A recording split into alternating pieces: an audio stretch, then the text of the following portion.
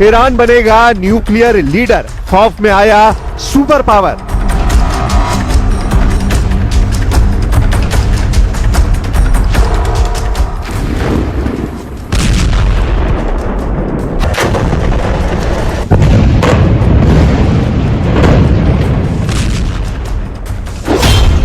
तेल अवीव से white house तक परमाणु युद्ध का सायरन बजा।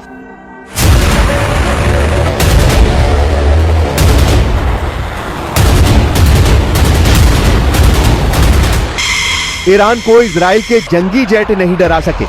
ईरान को ट्रंप की धमकी से फर्क नहीं पड़ा। ईरान एटमी डील के थ्रेट से भी नहीं घबराया। ईरान ने अब ताल ठोककर ट्रंप से कहा है कि वो दुनिया का सबसे बड़ा एटमी पावर बनेगा। ईरान के सुप्रीम लीडर अली खामनेई ने जो वार्निंग दी है, उससे सुपर पावर की जमीन खिसक गई है।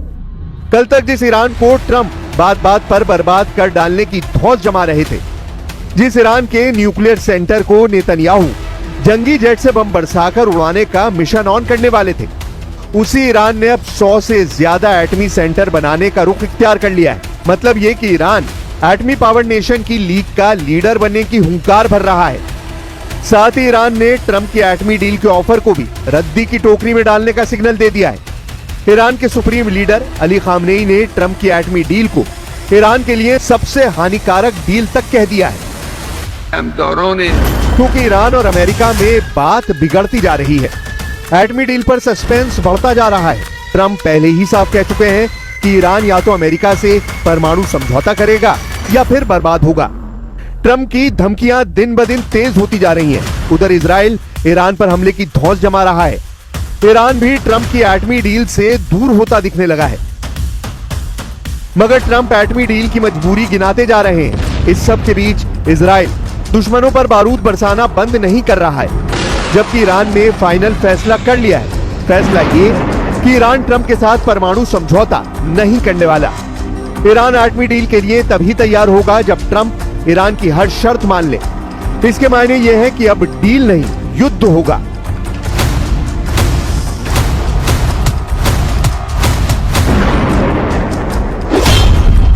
ट्रंप से एटमी डील नहीं, युद्ध लड़ेगा ईरान।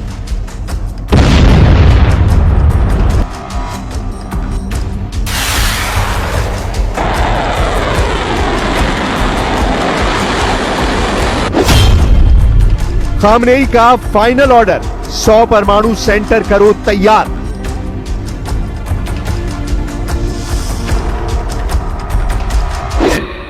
بی‌ادب و گستاخ آمریکا این خواسته رو با زبانهای گوناگون تکرار میکنن.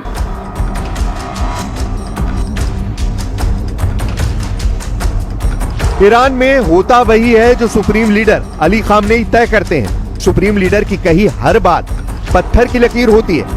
अली खामनेई अमेरिका को धोखेबाज कहते हैं, अमेरिका को सबसे बड़ा दुश्मन मानते हैं। सुप्रीम लीडर ने इसके बाद भी ट्रंप की एटमी डील के लिए हरी झंडी दे दी थी, मगर सारी एहतियात बरतते हुए उन्होंने ट्रंप से अलर्ट रहने की हिदायत भी दी थी।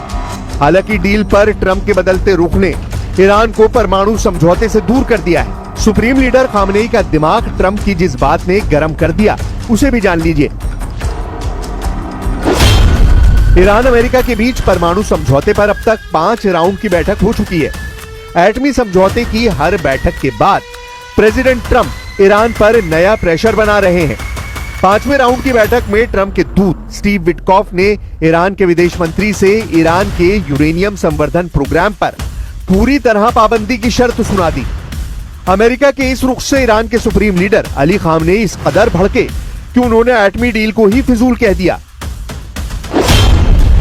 2018 में अमेरिका ने परमाणु समझौते के joint comprehensive plan of action के तहत कुछ नियम तय किए थे, जिसमें ईरान को केवल 300 किलोग्राम यूरेनियम रखने की अनुमति दी गई। इसके साथ ईरान को यूरेनियम को 3.67% तक संवर्धित करने की छूट भी मिली। हालांकि मार्च 2025 में IAEA की जांच में पता चला कि ईरान के पास करीब 275 किलोग्राम यूरेनियम था, जिसे 60% तक शुद्ध किया गया है। यानी ईरान यूरेनियम को और शुद्ध कर ले तो करीब आधा दर्जन परमाणु हथियार बना लेगा। अमेरिका मानता है कि ईरान यूरेनियम से 1 हफ्ते में ही एटम बम बना सकता है। सीरिया से गोलान हाइट्स पर पहली बार 2 रॉकेट दागे गए हैं। कमांडर जूलानी के राष्ट्रपति बनने के बाद यह पहली बार है कि इजराइल पर हमला हुआ है। हमले के लिए इजराइल के रक्षा मंत्री इजराइल काट्स ने कमांडर जूलानी उर्फ अल शरा को जिम्मेदार ठहराया है। इजराइल ने धमकी दी है कि हमले का मुंहतोड़ जवाब जल्द दिया जाएगा। अब तक इजराइल ने जब चाहा सीरिया में घुसकर दुश्मनों के ठिकाने तबाह किए हैं, लेकिन सीरिया से हुए पलटवार से साफ हो चुका है कि नेतन्याहू को एक नए फ्रंट पर जबरदस्त टक्कर मिलने वाली है। सीरिया में पर्दे के पीछे तुर्की की ताकत है, जिससे भिड़ना इजराइल के लिए घातक साबित हो सकता है।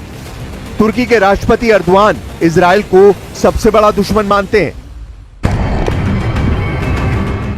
तुर्की की सेना और हथियार भी इजराइल के टक्कर के हैं। यानी ईरान अमेरिका का घमासान जितना खौफनाक होगा, उतना ही डरावना युद्ध इजराइल तुर्की के बीच भी छिड़ सकता है।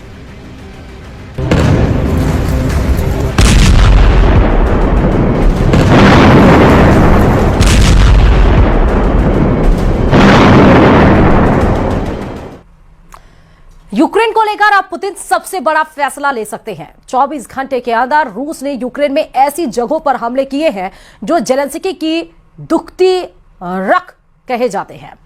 पुतिन अब यूक्रेन से क्या चाहते हैं, यह डिमांड उन्होंने एक बार फिर दोहराई है, लेकिन साथ में यह भी कहा है कि बातचीत का मकसद 100% जीत है। देखिए रिपोर्ट। Внимание, расчет, подготовить совместное действие. Есть подготовить совместное действие. Внимание, пуск. Есть пуск.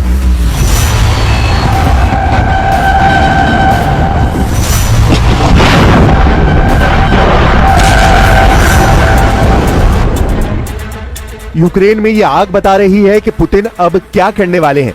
खार्किव को जलाकर रूस का अगला टारगेट कौन बनने जा रहा है, ये तस्वीरें बता रही हैं। कैपिटल कीव के बाद जेलेंस्की के सबसे अहम शहर खार्किव का ये हाल किया है रशियन मिसाइल और ड्रोन ने। परमाणु बेस पर हमले के बाद यूक्रेन पर रहम के लिए अब पुतिन के दिल में कोई जगह नहीं है। खार्किव पर 9 ड्रोन और 2 मिसाइल दागी गई और देखिए क्या हाल हुआ। हर तरफ आग और आग बुझाने की कोशिश लगातार जारी है, लेकिन यह आग इसलिए नहीं बुझ रही क्योंकि 3.25 साल के युद्ध में शोलों की तादाद बढ़ती जा रही है।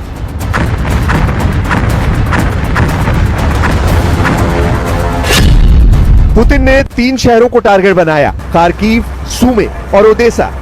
एक ही रात में करीब 100 ड्रोन से अटैक किया गया। यूक्रेन का दावा है कि 36 ड्रोन गिरा दिए गए, 25 जाम कर दिए गए, लेकिन बाकी अपने टारगेट पर जाकर फटे। यहां पड़ा है वही शाहिद ड्रोन जो रूस ने ईरान से मंगाया है। इसके एयरफ्रेम के कई हिस्से बरामद हुए हैं। इसके मोपेड वाले इंजन के टुकड़े भी देखे जा सकते हैं। इस ड्रोन की लाश सबूत है कि रूस इस युद्ध में अकेला नहीं है और यही ताकत है जिसके बल पर पुतिन के कमांडर अब युद्ध 3 गुना तेज करने वाले हैं।